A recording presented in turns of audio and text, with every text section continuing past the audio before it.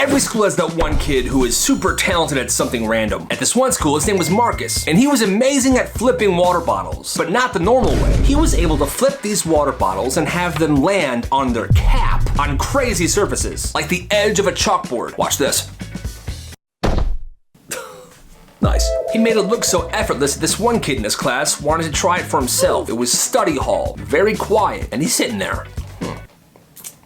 He's got a half-empty Gatorade bottle, and he's thinking to himself, this is my chance. I'm gonna flip this bottle, land it on its cap on the teacher's desk. You see, Marcus was in this study hall as well. Oh, this kid went for it, gave it a flip. Marcus is gonna be so impressed. Here we go. It was like slow motion. Flip, flip, flip. But suddenly, the cap fell off.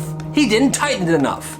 And this Gatorade just spills all over the teacher's desk. What the heck is your problem? He panicked. Marcus did it, Marcus said. But no, I didn't, bro. The teacher said, yeah, I don't believe that. Marcus is a god at flipping bottles. The teacher knew how good Marcus was. He didn't believe this kid for a second. I'll take myself to the office. Yeah, that's a good idea. Tough break. Every school has that one kid who... Meet Johnny. Johnny thought he was the smartest kid in the 7th grade. He spent all Monday night practicing his fake stomach pains. Ooh. Something kind of hurts. I hope I'm not getting sick. I hope you feel better, sweetie. Well, it works, because on Tuesday morning, his mom fell for it. Oh, Mom, the pain is worse. Oh, my poor baby. Well, I'm heading to work. I'll call you into school. Stay home. Get some rest. Okay. He felt like he pulled off the heist of a century. Spent all day playing video games, thinking to himself, my friends are probably so jealous of me right now. Well, the next morning, he goes back to school. Walks in like a king. What's up, guys? The second he gets into the building, he stops. The floors look extra shiny. Everyone's huddled in different groups, watching a video on their phone. He sees his friends. Yo, what's up? His friend says, bro, you picked the worst day to be sick. Apparently, during 3rd period the day before, there was supposed to be a routine fire drill, but it wasn't just the alarm that went off. Something malfunctioned, and the sprinklers in the main hallway went off. We're talking gallons and gallons and gallons of water hitting those floors. One kid even took the bathroom soap and sprayed it on the floors as the sprinklers were coming down. Slip and slide! The best part was, it was 100 degrees outside, so this felt awesome. Teachers were sliding, the principal slipped, the weird kid from class used a lunch tray as a boogie board. Everybody went home soaking wet, but they said it was the best day of school ever, and that's all anyone talked about for years. You know the jingle, the ice cream truck jingle. It's the sound of summer, but for one kid, to him it became the sound of a nightmare. It started on a Tuesday. Summer was beginning, and he heard it in front of his house. Yeah, ice cream truck. Got some ice cream, pretty normal. Then that day he went to a park, 3 miles away. He's on the swings. Then he hears it, the same jingle. Oh, ice cream truck again. Same driver. He ignores it. The next day he goes to his cousin's house, a town over. He's in the backyard when suddenly he hears the music. He looks, it's the truck. He starts thinking, is this freaking guy following me? He decides to just walk up to the truck. Hey, he didn't know what to say, so he just bought an ice cream bar. I'll take that one. All right, there you go. Ice cream man was nice. This kid was like, it's all in my head. But then the ice cream man says this. All right, see you tomorrow, Jason. He never told him his name.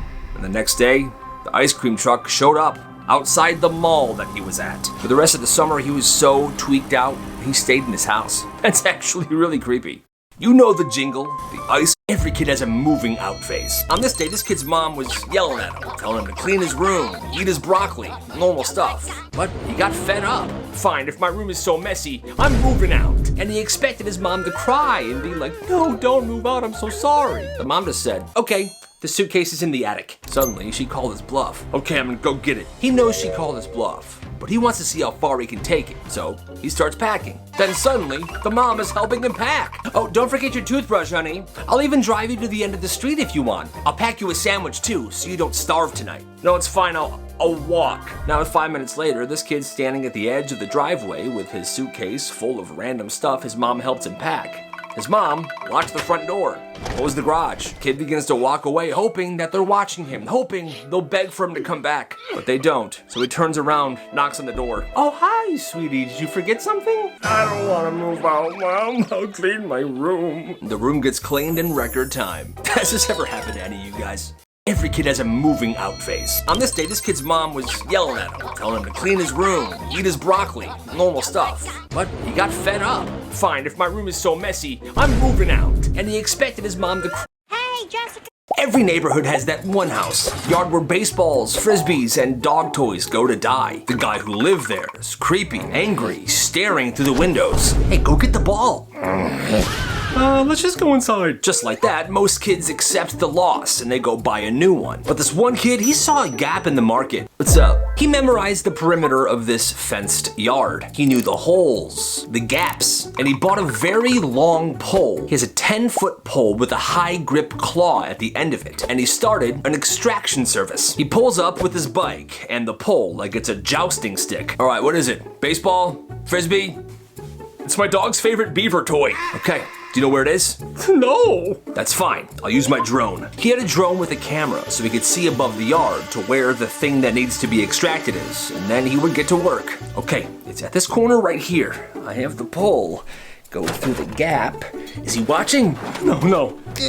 Got it. But he didn't do it for free. Depending on where in the yard it was, it could be $5, $10, or if the old man was right there watching, $20 because of the risk. But people usually paid. He didn't make bank per se, but he made some good money, and he was a hero to a lot of neighborhood kids. One month he made $100 just by getting things that people were too scared to get themselves. I'd say it's a fair business because there's no way the old man would ever give those things back because he's just crazy like that. And so I say, gotta respect the hustle.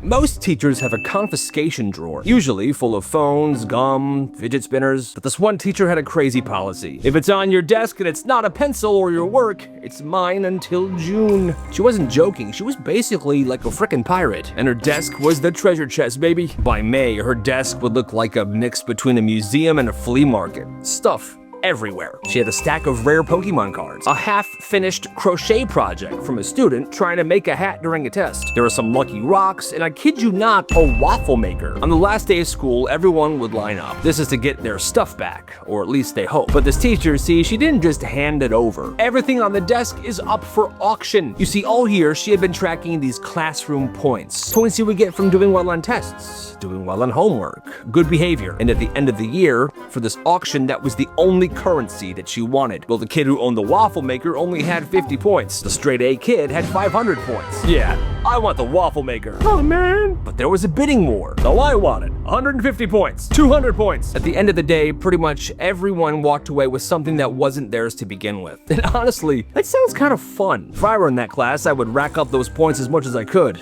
and I would take all the stuff. That's crazy. Most teachers have a confiscation.